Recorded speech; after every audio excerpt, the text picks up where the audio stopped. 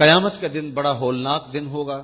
سورج سوا نیزے پہ، سوا میل پہ ہوگا اور زمین تانبے کی ہوگی، اور اس دن لوگ خوف سے کانپ رہے ہوں گے اور سینوں کے اندر دل لرز رہا ہوگا. اس دن جب بندے قبروں سے اٹھیں گے تو قبروں سے برہ نہ اٹھائے جائیں گے. قبروں سے جب اٹھائے جائیں گے تو وہ کفن ان سے اتار لیا جائے گا. یہ بات جب ام المومنین سیدہ عائشہ رضی اللہ تعالی عنہا نے سنی تو ان کا وجود تھر تھر کانپنے لگا اور عرض گزار ہوئی، یا رسول اللہ پھر ہمیں ایک دوسرے سے حیا نہیں آئے گی؟ فرمایا عائشہ معاملہ اس سے بھی آگے ہے. مطلب کیا؟ اگر کسی کو ہوش رہا تو حیا آئے گی نا. ہوش اڑے ہوئے ہوں گے، ہول قیامت طاری ہوگا، بدن کانپ رہے ہوں گے، کلیجے لرز رہے ہوں گے، دل خوف سے پانی پانی ہو رہے ہوں گے، پتے پانی ہو جائیں گے. تو حشر کے میدان میں جب لوگ جائیں گے تو سب سے پہلا سوال جو رب لوگوں سے پوچھے گا وہ کیا ہوگا؟ صحیح حدیث میں آتا ہے، اِنَّ أَوَّلَ مَا يُحَاسَبُ بِهِ الْعَبْدُ بِصَلَاتِهِ. قیامت کے دن بندوں سے اللہ تعالیٰ سب سے پہلا سوال یہ پوچھے گا کہ کیا تم نے نماز پڑھی تھی؟ سب سے پہلا سوال یوم حشر میں قیامت کے دن نماز کے بارے میں ہوگا. اور اللہ تعالیٰ جل شانہ قیامت کے دن لوگوں کو اپنے حضور سجدہ ریز ہونے کا حکم دے گا کہ آج مجھے سجدہ کرو.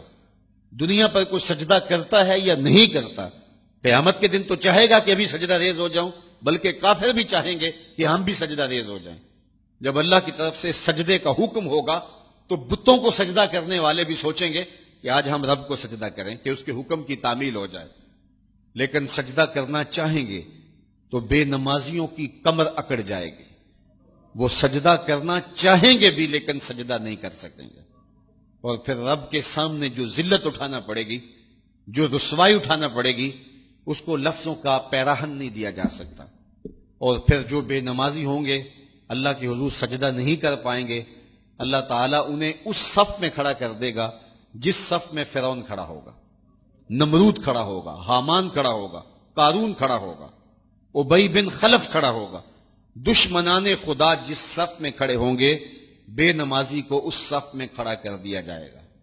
میری لمبی تقریر نہیں، میں یہ آپ سے پوچھتا ہوں اور اپنے آپ سے پوچھتا ہوں، کیا ہم یہ گوارا کرتے ہیں کہ حشر کے دن ہمیں فرعون کے ساتھ کھڑا کر دیا جائے؟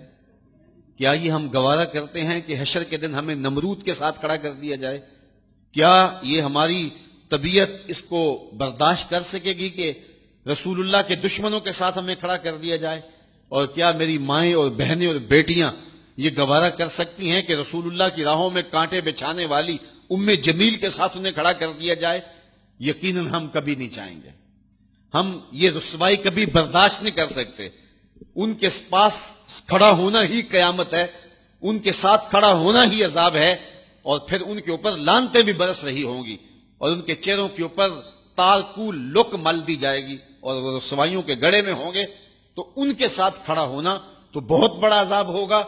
اور اگر کوئی تکلیف بدنی نہ بھی ہو تو ہم یہ گوارا نہیں کرتے کہ خدا کے دشمنوں کے ساتھ کھڑے ہوں. ہماری تو آرزو یہ ہے کہ بلال حبشی کے ساتھ کھڑے ہوں. ہماری تو تمنا یہ ہے کہ ابو ہریرہ کے ساتھ کھڑے ہوں.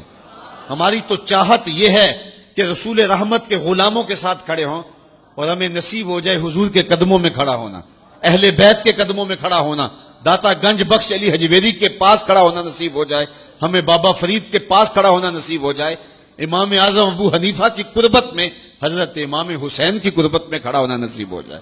ہم تو یہ چاہیں گے کہ اس زمرے میں آئیں.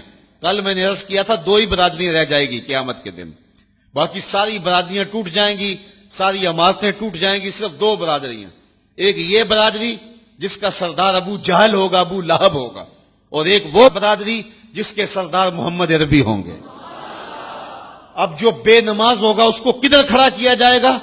جدھر ابو جہل ہوگا، جدھر ابو لہب ہوگا، جدھر عتبہ ہوگا، جدھر عتیبہ ہوگا، جدھر ولید بن مغیرہ ہوگا، جدھر فرعون ہوگا، حامان ہوگا، شدید ہوگا، شداد ہوگا، نفدنون ہوگا، قارون ہوگا، دشمنان خدا ہوں گے. بے نمازی کو صف میں کھڑا کر دیا جائے. 6 گھنٹے کی تقریر نہیں کرتا، ان 2 لفظوں کو سمجھ لیں. کیا ہم گوارا کر سکتے ہیں کہ اس صف میں نہ کھڑے ہوں جس صف کی امامت رسول اللہ کر رہے ہوں، بلکہ اس صف میں کھڑے ہوں جہاں فرعون کھڑا ہو، نمرود کھڑا ہو، حامان اور قارون کھڑا ہو؟ تو یقیناً ہم تو اس تصور سے کانپ جائیں کہ ہم ادھر کھڑے ہوں گے. تو پھر آج دعا کی اس محفل کے اندر یہ عزم کر کے اٹھو کہ جان جائے تو جائے، نماز نہ جائے۔ 5 گانا نماز شعار زندگی بنا لیں گے۔